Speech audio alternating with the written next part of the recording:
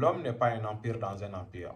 C'est sans doute l'une des formules les plus célèbres de Baruch Spinoza, à travers laquelle nous allons tenter d'expliquer sa pensée de l'être, tout en la comparant également à celle de Jean-Paul Sartre. Si vous venez d'arriver sur ma page, je suis Cédou Koné, je dispense des cours de philosophie au lycée. Déjà, vous devez savoir que la pensée de Spinoza est une pensée déterministe. Déterministe dans le sens où Spinoza pense que l'homme n'est pas un être libre. Il n'est pas libre parce qu'il tire son existence à partir de la nature.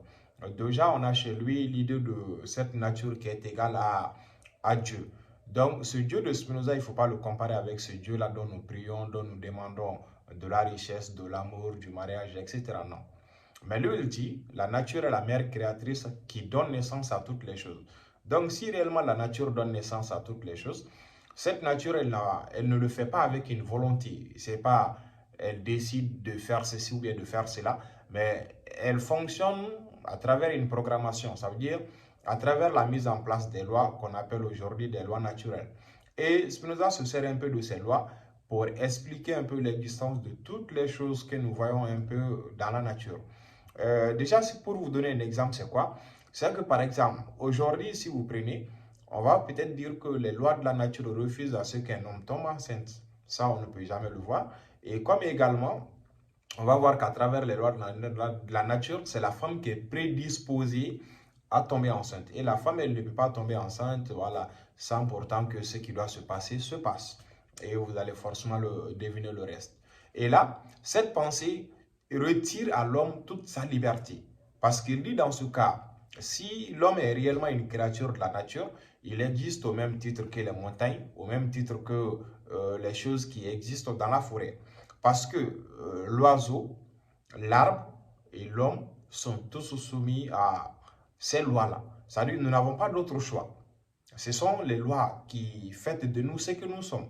Aujourd'hui, si nous définissons l'homme comme un être pensant, Baruch nous a dit que c'est la nature qui nous a fait ainsi, qui nous a donné le pouvoir de penser, qui nous a également mis dans une disposition où nous pouvons non seulement penser, nous pouvons également ressentir des émotions. Et si nous faisons un peu également une comparaison avec les choses de la nature, on va par exemple prendre le caillou. Le caillou, si nous mettons un peu en haut d'un bâtiment et qu'on laisse tomber un caillou, il ne va jamais se tordre de douleur, il ne va jamais pleurer parce qu'il a mal. Pourquoi il ne va pas faire ceci? Parce que la nature n'a pas permis au caillou de pouvoir ressentir ceci. Déjà que le caillou est un être inanimé. Mais l'homme, ce n'est pas le cas. L'homme, il a des émotions, il peut être triste, il peut être très joyeux. Et là, ces différentes émotions, l'homme le tire à travers la nature.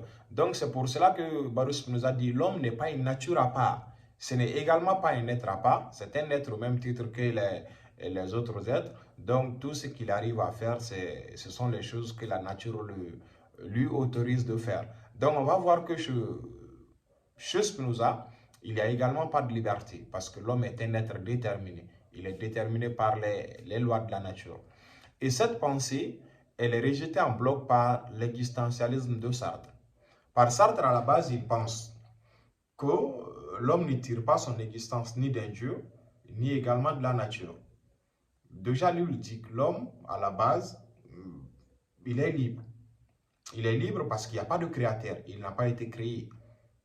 S'il n'a pas été créé, la vie de l'homme dépend de lui. Et c'est à l'homme de donner un sens à son existence.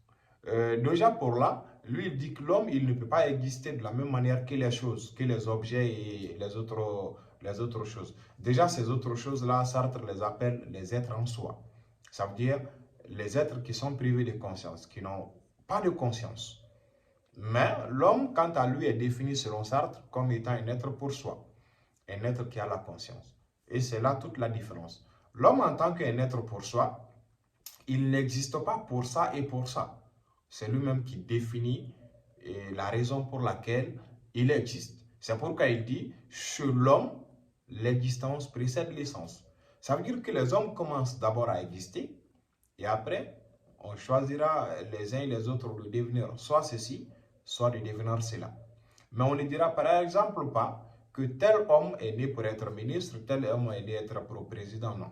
Lui, il dit cette liberté-là revient systématiquement à l'homme.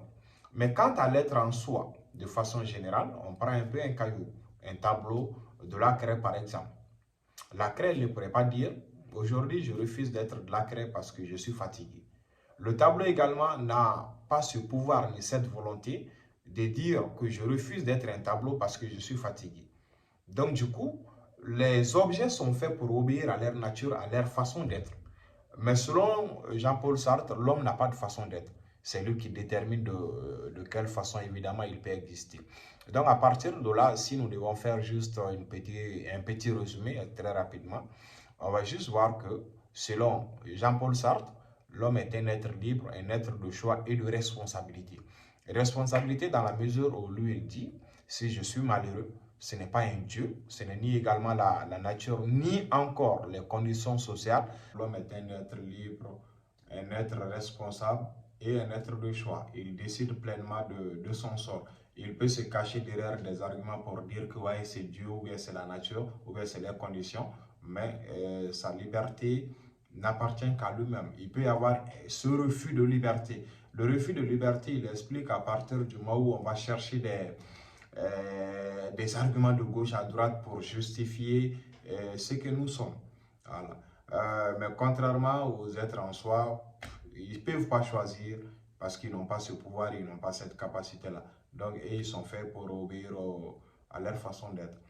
Pour terminer, donc, on pourrait dire que ces deux pensées-là sont opposées parce que d'un côté, nous avons Spinoza qui admet que voilà, l'homme est un être de la nature, il est dirigé par la nature.